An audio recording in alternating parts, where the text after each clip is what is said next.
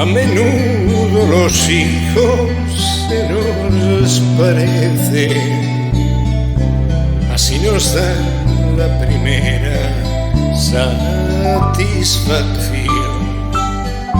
Esos que se menean con nuestros gestos, echando mano a cuanto hay a su alrededor.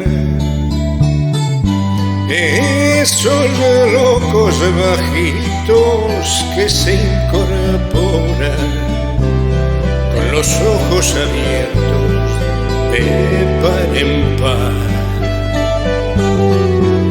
sin respeto al horario ni a las costumbres, y a los que por su bien hay que domesticar.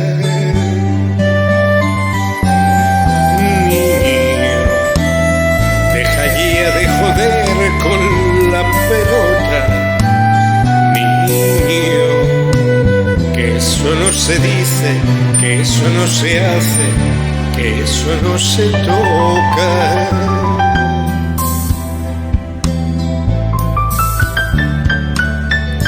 Cargan con nuestros dioses y nuestro idioma, con nuestros rencores y nuestro porvenir.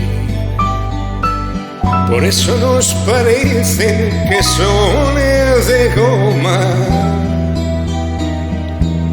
y que les bastan nuestros cuentos para dormir.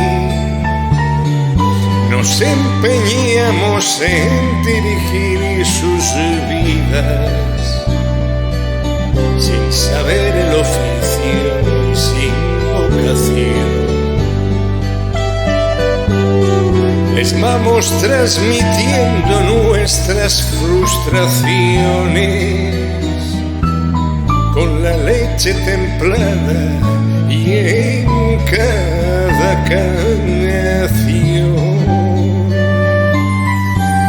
Niño, deja ya de joder con la pelota, niño, que eso no se dice, que eso no se hace, que eso no se toca.